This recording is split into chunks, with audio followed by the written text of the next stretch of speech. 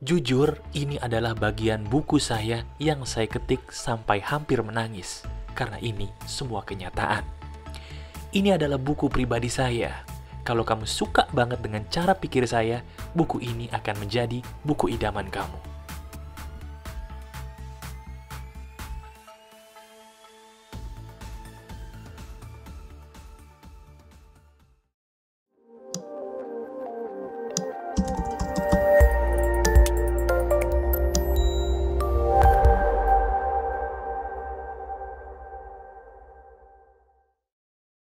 Halo teman-teman, ada saya kembali Aryan Surya, sahabat baik kamu dari Pagar Kehidupan di Podcast Pagi.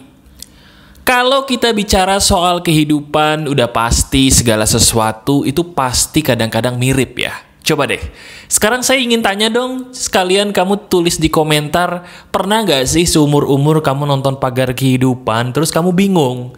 Bingungnya kenapa? Kok bisa ya materi Pagar Kehidupan itu sama banget dengan kisah-kisah yang baru aja saya alami?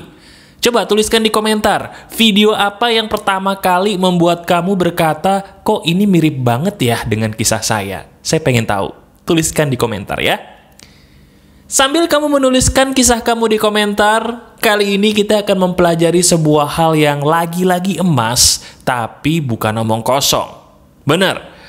Ada sebuah hal sederhana yang kalau kamu praktekkan seizin Tuhan, hal ini bisa merubah hidup kamu bagaikan bumi dan langit. Hal ini, yang percaya atau tidak, bisa membawa saya ke titik di mana saya berada sekarang ini. Teman-teman, coba yuk, sekarang sambil kamu mengerjakan apapun yang sedang kamu kerjakan, saya ingin coba kamu memikirkan deh, ada nggak masalah berat, masalah yang mungkin hampir membuat kamu menjadi putus asa, bisa jadi, atau sebuah keinginan besar yang kamu tuh pengen banget keinginan itu terkabul, tapi entah kenapa sampai sekarang kok nggak terwujud sama sekali. Ada banyak orang yang curhat kepada saya, percaya atau tidak, menanyakan sebuah hal yang sama seperti kamu. Mas, gimana sih kok saya ini hidup banyak banget masalahnya? Mas, gimana sih caranya supaya saya kalau punya keinginan itu cepat terkabul? Mas, saya ini lagi di ujung tanduk. Saya nggak ngerti harus ngapain dan melakukan apa. Kenapa kok Tuhan itu kayaknya kejam banget ya sama saya? Coba, sekarang jujur deh sama saya. Pernah nggak kamu berada di posisi itu? Kalau pernah, saya langsung aja ya kasih tahu kepada kamu. Kenapa dalam hidup kita nih sebagai manusia, ada beberapa hal yang terwujud dan ada juga beberapa hal yang tidak terwujud sama sekali. Mau tahu nggak salahnya di mana? Nih, saya kasih tahu. Letak kesalahan kita itu bukan dari permohonan kita. Bahkan, maaf ya, letak kesalahan kita bukan juga dari masalah-masalah yang sedang kita alami. Bukan. Tapi justru letak permasalahan kita itu nggak ngerti bagaimana sih cara yang paling benar dalam meminta kepada Tuhan. Saya ulangi ya. Maaf sebelumnya, bukan saya maksudnya menggurui, tapi berdasarkan pengalaman hidup saya sendiri nih secara pribadi, kenyataannya beda cara meminta, beda juga hasil yang akan terjadi. Itu fakta.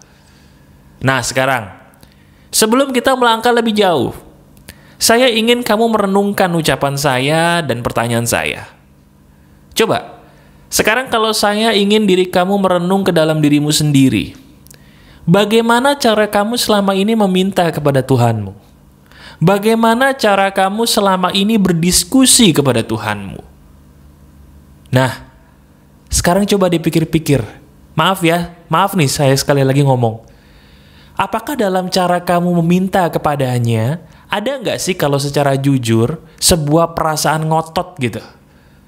Ada nggak perasaan di mana ketika kamu meminta kepadanya, perasaan kecewa?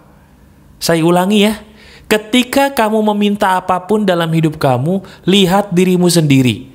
Ada nggak perasaan kecewa di situ karena tidak kunjung dikabulkan? Dan ada nggak perasaan di dalam diri kamu yang namanya ngotot atau ngoyo? Saya tahu, Dalam kenyataannya memang nggak gampang kok meminta tanpa ngotot. Saya paham. Dalam kenyataannya juga memang nggak gampang kalau kita udah minta, terus kayaknya nggak boleh gitu loh nungguin kapan terjadi. Itu susah.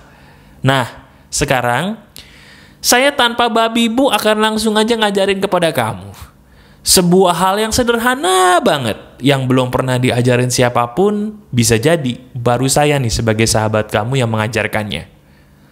Hal itu saya beri nama SM kuadrat N kuadrat. Saya ulangi ya. SM kuadrat N kuadrat. Waduh, Mas, sebentar deh. Itu kok ribet banget sih? Maksudnya apa, Mas? Itu singkatan. SM kuadrat itu singkatan dari sedekah minta, sedekah minta. Sementara N kuadrat itu singkatan dari no nagih. No nagih. Nah itu maksudnya gimana tuh Mas? Tolong deh jelasin secara jelas supaya kita nih sebagai mungkin sahabat pagar kehidupan ngerti bagaimana cara prakteknya.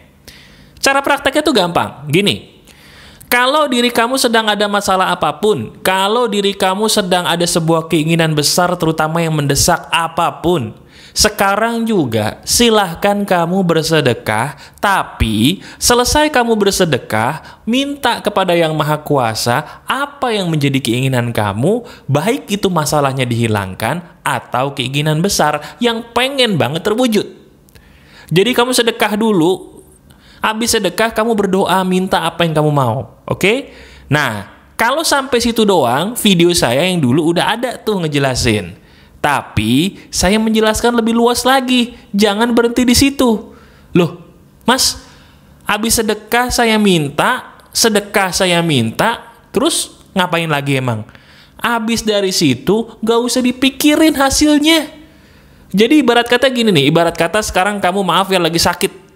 Baik itu sakit yang sesuai dengan pandemi atau sakit yang mungkin tidak sesuai dengan pandemi ya. Pokoknya sakit gak enak deh. Gak usah mikirin sembuhnya gimana. Gak usah mikirin caranya bagaimana. Ada handphone, pakai handphonemu, buka aplikasi-aplikasi pilihan kamu yang bisa kamu gunakan buat sedekah online. Sedekah aja. Ketika selesai sedekah berdoa, contoh, ya Tuhan, saya lagi sakit, saya pengen sembuh, tolong sembuhkan saya. Saya persembahkan sedekah ini dalam namamu. Amin. Udah habis itu selesai. Atau kalau mau lebih hebat lagi, kamu ambil handphone kamu, sedekah. Sambil sedekah, sebelum minta sesuatu yang menjadi keinginan kamu, doakan dulu orang yang kamu sedekahi. Misal, yang kamu sedekahi itu adalah anak yatim yang mungkin butuh makanan. Kau berdoa dulu. Misalnya saya sebagai orang muslim nih, ya Allah, saya niat bersedekah karena Engkau. Tolong berikan anak yatim yang saya sedekahi ini makanan yang terbaik, bahagiakanlah hidupnya, kenyangkanlah perutnya dengan sebaik-baiknya makanan. Amin, amin, ya Rabbal Alamin. Habis itu baru minta, ya Allah, saya sekarang sedang sakit, tolong dengan kuasa-Mu angkat penyakit ini secepat-cepatnya, semudah-mudahnya, segampang-gampangnya. Amin. Selesai. Dari situ, nggak usah nungguin, nggak usah mikirin caranya gimana, habis itu sedekah lagi. Jadi sedekah itu jangan sehari sekali. Sedekah itu setiap hari lakukanlah lebih dari sekali. Berapa kali, Mas? Tergantung masalah kamu seberat apa, tergantung sebesar apa keinginan kamu. Masing-masing orang beda. Misal, maaf, kamu lagi sakit parah nih, atau diri kamu sedang punya orang tua atau orang yang kamu sayang lagi sakit parah, gitu ya. Ya udah, pakai cara saya ini. Ya, kalau kamu misalnya muslim, ambil wudhu dulu, sholat dulu misalnya. Sholat sunnah atau sholat wajib gitu kan. Habis sholat, ambil tuh handphone. Jangan buat lihat sosmed mulu. Buka aplikasi apapun yang bisa kamu gunakan untuk sedekah online. Contohnya kitabisa.com. Contohnya, terserah mau menggunakan aplikasi apapun, itu pilihan kamu. Pilih salah satu orang atau hal-hal apa yang pengen kamu sedekahkan di situ. Masalahnya apa, kamu sedekahin tuh duit kamu bebas jumlahnya. Setelah kamu sedekah, kamu doakan dulu orang itu atau hal itu sesuai dengan masalah mereka. Misalnya yang kamu sedekahkan itu orang yang butuh rumah, berdoa sama Tuhan supaya orang itu dapat rumah yang terbaik. Misalnya orang itu lagi sakit, berdoa sama Tuhan supaya orang itu diberikan kesembuhan. Habis doakan orang tersebut, baru doain diri kamu atau orang yang ingin kamu doakan. Misalnya, ya Tuhan, tolong berikan ibu saya kesehatan, kesembuhan sesembuh-sembuhnya, ibu saya lagi sakit. Tolong sembuhkan ibu saya. Amin. Dah, selesai toh?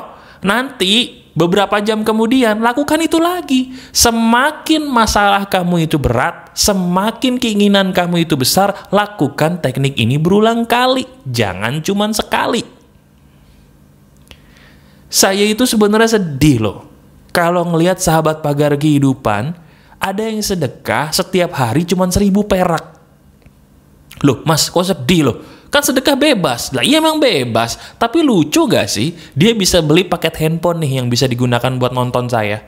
Tapi buat sedekah orang lain, buat dirinya sendiri bahkan, sedekah itu, dia cuma 1.000 perak sehari. Ada apa gerangan? Ada apa gerangan dia persembahkan hartanya kepada Tuhannya nominalnya paling sedikit? Ada apa gerangan? Coba renungkan deh. Kalau sahabat pagar kehidupan gak boleh takut uangnya hilang selama uangnya itu dipakai buat nolongin orang atau makhluk-makhluk Tuhan. Gak boleh takut. Kenapa? Karena uang itu tujuannya buat dibagi, bukan buat disimpan. Ajaran setan, uang itu disimpan. Kalau ajaran Tuhan, uang itu dibagi. Cuman dibaginya ke orang-orang yang membutuhkan. Bukan dibaginya ke teman-teman mabok-mabokan. Paham gitu? Nah, jelas ya? Jadi sekarang, ayo lihat diri kamu. Pakai deh teknik saya ini. Teknik ini udah saya gunakan untuk masalah apapun dalam hidup saya selama ini sampai detik ini. Jadi apa yang saya bagikan ini adalah hal yang selalu saya lakukan. Bukan teori omong kosong doang.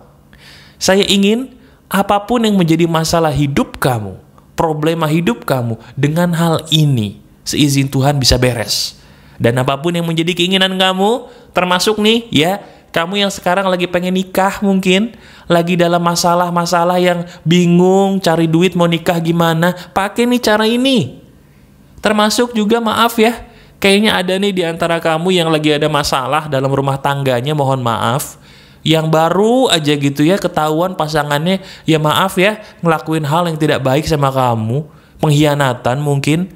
Sambil kecewa, sambil sedih boleh, sedekah, sedekah, sedekah, berdoa, berdoa, berdoa, jangan nagih, jangan nagih, jangan nagih. Sedekah aja, minta aja, sedekah aja, minta aja.